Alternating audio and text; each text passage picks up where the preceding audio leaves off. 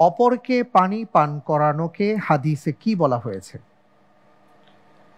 এ সর্বোত্তম আমল, বি সর্বোত্তম ইবাদত, সি সর্বোত্তম সাদাকা, ডি সর্বোত্তম মেহমানদারি।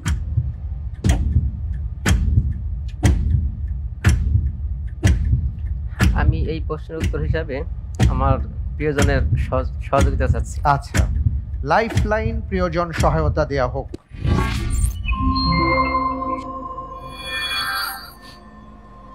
আল্লাহর উপর ভরসা করে আমার কাছে যেটা মনে হয় সেটা হচ্ছে সর্বোত্তম ইবাদত হাদিসে বলা হয়েছে।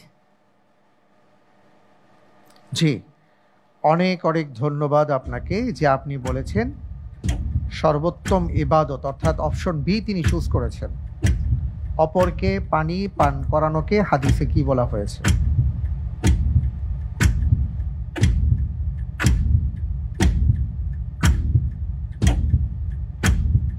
আপনি কি অপশন বি নেবেন? জি ইনশাআল্লাহ, ফিক্স করে দিব। ইনশাআল্লাহ লক করা হোক অপশন বি, সর্বোত্তম ইবাদত।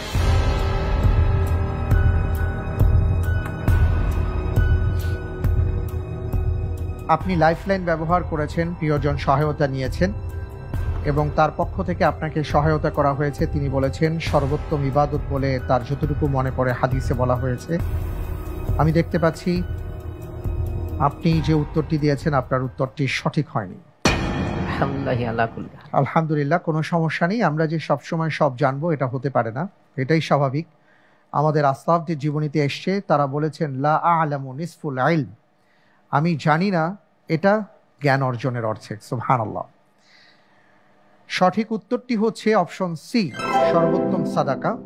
সাদ বিন ওবাদা রাদিয়াল্লাহু তাআলা আনহু থেকে একটি হাদিস আছে, যে হাদিসের মধ্যে বলা হয়েছে কুলতু ইয়া রাসূলুল্লাহ আইয়ুস সাদাকাতি আফদল, ইবাদতটি কোন সাদাকা সর্বোত্তম?